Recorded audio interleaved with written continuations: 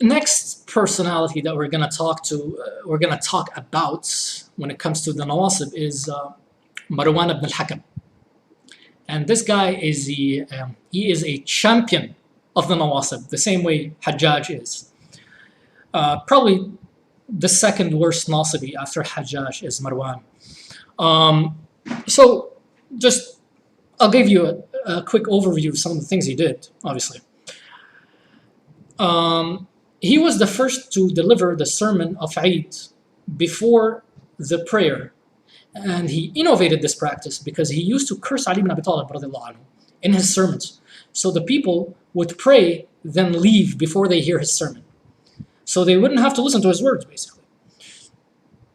So what he did was he changed the timing of the sermon so that the people will have to listen to his silly sermons and have to listen to him insulting Ali ibn Abi Talib.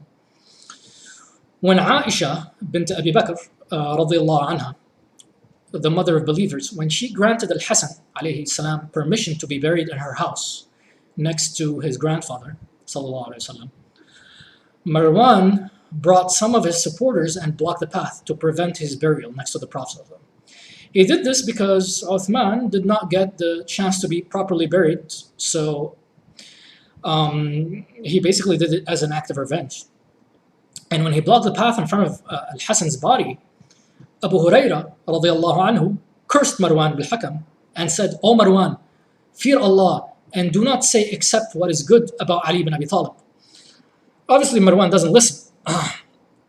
When Al-Hussein alayhi salam saw that the path was blocked, he prepared for battle with some of his allies and some of his servants as well. And there's going to be bloodshed in Medina, but Abu Huraira radiallahu anhu reminded Al-Hussein alayhi salam of his brother's will and warned him of shedding blood. So Al-Hussein alayhi salam returned without having any conflict. On his deathbed, Marwan ibn al-Hakam told Abu Huraira radiallahu anhu, he told him, "Since I got to know you, the only thing I detested about you is your love for Hassan and Hussein." So you can see Marwan had a lot of issues with Hassan and Hussein. Hassan and Hussein alayhim salam similarly had a terrible relationship with Marwan bil Hakam. He'd often curse their father on the pulpit during Friday prayer, which led to some confrontations. Marwan was more than once humiliated publicly in the mosque by Hassan and Hussein alayhim salam. So he would curse Ali, Hassan Hussein would stand up and they would insult him in the masjid, and he would look really bad. On the other hand, Ali ibn Hussein, which is the son of Hussein, he is known as Zayn al-Abidin or as Sajjad. He was actually from the most beloved of Ali's children to Marwan, believe it or not, because he was detached from the materialistic world, obedient to the rulers. He never challenged Bani Umayyad, and he never confronted Bani Umayyad. So Marwan actually honored him and was generous towards him. When Muawiyah passed away, Marwan advised the governor of Medina to give Al-Hussein alayhi salam the choice between pledging allegiance to Yazid or execution. So again, Marwan didn't care if Al-Hussein would be executed if he didn't pledge allegiance to Yazid. Interesting facts was that Marwan was very clear that he only outwardly displayed hatred of Ali for political reasons. When it came to practice, he generally treated the Alawites well. On the other hand, some Umayyad governors never cursed Ali, such as Sa'id bin al-As, yet they mistreated the Alawites on a daily basis. So there's a lot more to be said about the bad relationship between Marwan and Ali's household, but no need to prolong this. The man is a Nasibi without a doubt. Next Nasibi personality we're going to mention is Ziyad bin Abi. He was one of the most intelligent Arabs, one of the most intelligent four Arabs actually, alongside Muawiyah, Amr ibn al-As, and al-Mughira, when it came to politics. He was a Shia, initially speaking, and Ali had appointed him as governor. Yeah, after Ali passed away, and after Al-Hasan alayhi salam stepped down, Ziyad was pressured by Muawiyah, who won him over to his side. His name was changed to Ziyad bin Abi Sufyan, which caused a lot of controversy, by the way. Ziyad's view of Ali radiallahu anhu changed, and his attitude was very negative at that point. he would criticize Ali on the pulpits to the extent that some Shia in Kufa stoned him. He gathered the Shia of Kufa and forced them to disown Ali ibn Abi Talib radiallahu anhu. He would also follow the Shia of Ali in Bisra and execute them. So he's very staunchly Nasibi. Next is his son, Ubaydullah bin Ziyad, and obviously the son of Ziyad bin Abi. As the governor of Iraq, he was directly responsible for ordering the killing of Al-Hussein alayhi salam. When Al-Hussein's head was brought to him, they placed it in a big metal bowl and he poked it and commented on his beauty. He would order people to curse the liar, son of a liar. He meant Al-Hussein alayhi salam, son of Ali radiallahu anhu. So no need to talk more about him since his condition is quite clear as a Nasibi. Next person we'll discuss is Shamr bin Dijawshan. Shamr bin Dijawshan, who was previously from the companions of Ali radiallahu anhu, but shifted his allegiance. He is responsible of convincing Ubaydullah bin Ziyad to execute Al-Hussein alayhi salam. He is the one who convinced him to issue those orders. Hussein's revolution failed, so Al-Hussein alayhi salam considered surrendering. He had given Ubaydullah three choices.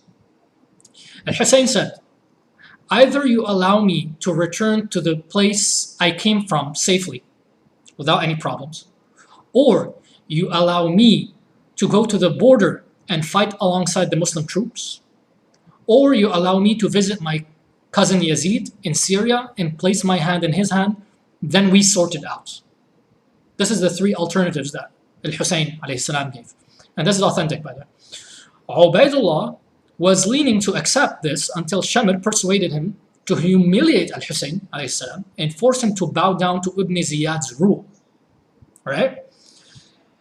He also told Al-Hussein before the battle of Karbala began, he told him, are you so hasty to enter the fire before the day of judgment?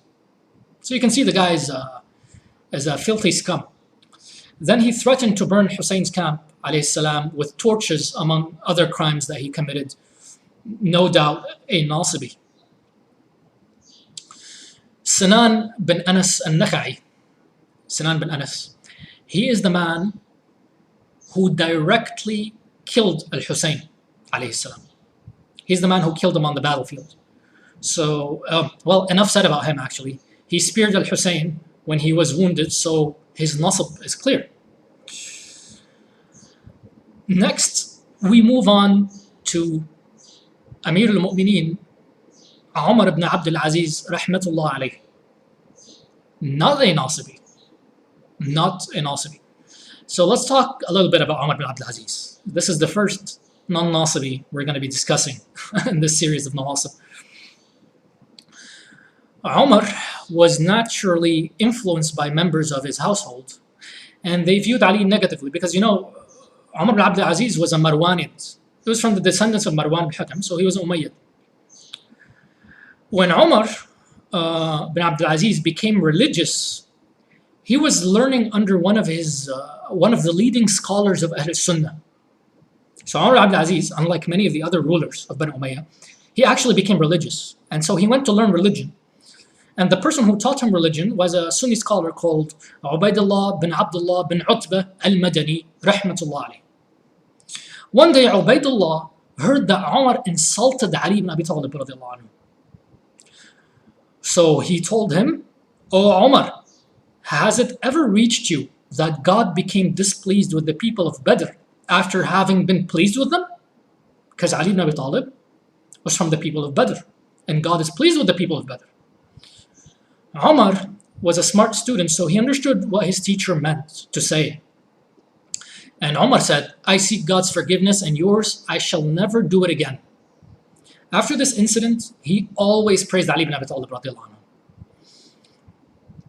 When he gained authority, meaning when he became the Khalifa, he wrote to all the governors all over the lands to cease from the shameful practice of abusing Ali ibn Abi Talib on the pulpits. He gained the love of all the Shia. Even their most famous poets began praising him, such as Kathir Azza, who wrote a poem in his praise. Similarly, Al-Sharif al-Radi author of Nahj al-Balagha, wrote a poem describing how he'd cry for the death of Umar and that he's the best man from the progeny of Marwan al-Hakam. Right? So even Sharif Radi would cry for the death of Umar ibn Abdul Aziz. Not only did Umar stop the Umayyad tradition of cursing Ali, but he initiated the tradition of praising Ali radiallahu anhu. He would always say Ali ibn Abi Talib is the most detached of people. He would say Ali ibn Abi Talib is the most detached of people from this materialistic world. He would praise Ali ibn Abi Talib by describing him as a zahid. He rewarded all the Alawites by giving them wealth, paying their debts, offering them gifts, so they thrived in his time. The Alawites, the descendants of Ali, were thriving in his time. He would never prevent them from meeting with him whenever they visited him.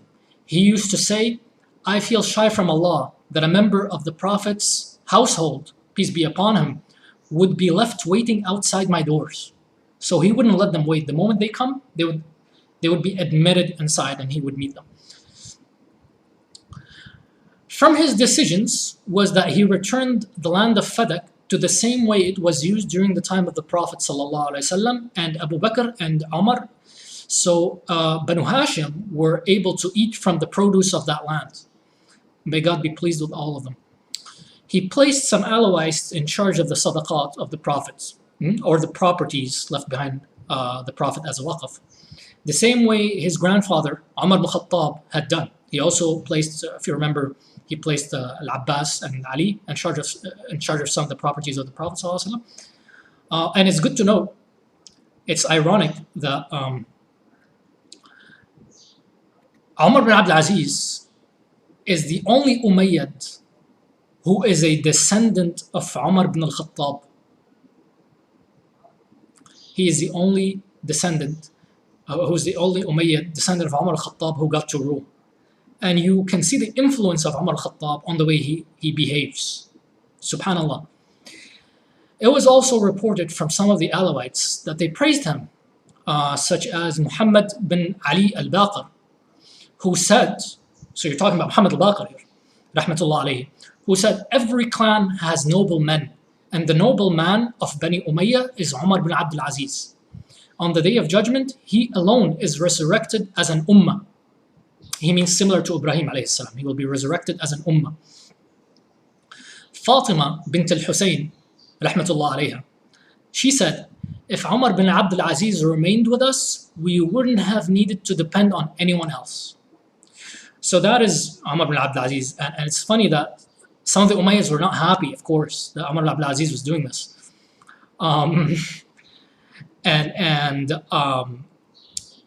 They even criticized, I think they were criticized the person who married into Umar ibn Khattab's progeny. He's like, they told him, see, this is what happens when you marry into Umar ibn Khattab's progeny. So that was quite a funny incident.